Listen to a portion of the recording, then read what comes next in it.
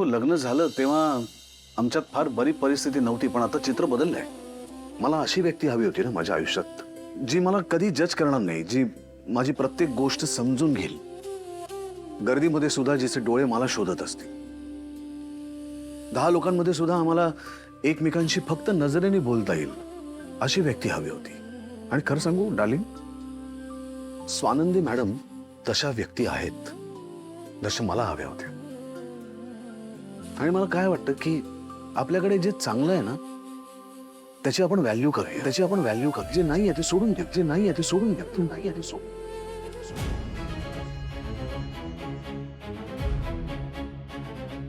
हे डार्लिंग,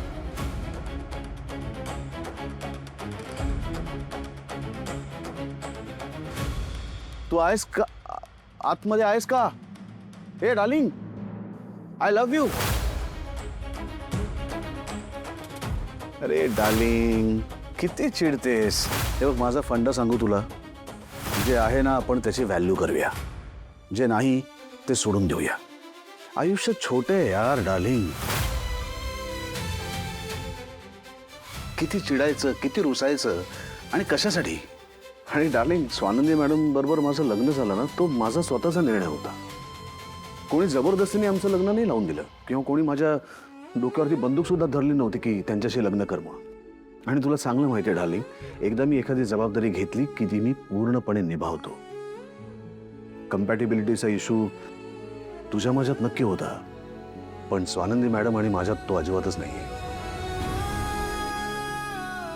मला माहित नाही सोलमेट कोणी असतं का नसतं. आपण नक्की सोलमेट नाही आहोत, कधीच नव्हतो.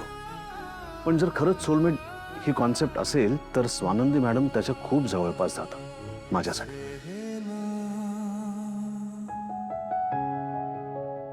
आणि खरं सांगू, स्वानंदी मॅडम आमच्या कुटुंबामध्ये ना एकदम फिट बसणार आहे. आणि बाहेरच्या लोकांना आमचं नातं कसं दिसतं, त्यांना काय वाटतं, याने मला खरंच काही फरक पडत नाही. पण मी मात्र आमचं जे नातं जसं आहे ना त्याच्यात खूप कम्फर्टेबल आहे. आणि ते जसं आहे तसं मला खूप आवडायला लागलंय, आवडतंय. हे बघ, आता तुमचं लग्न झालंय, आता तुझा त्यांच्यावर विश्वास असायलाच हवा. संशय ही वाळवी असते ग, वाळवी. ती नातं पोखरते, घर पोखरते.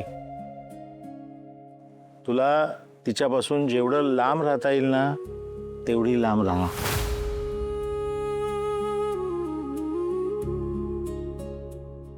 की मैं डार्लिंग, तू तू ऐकतेस ना? हॅलो. नाही, तुला सतत तूच बोललेलं आवडतं, समोरच्यांनी बोललेलं आवडत नाही, पण आज मीच खूप बोललो जे मनात होतं ते, आणि तू ऐकतेस ना? पण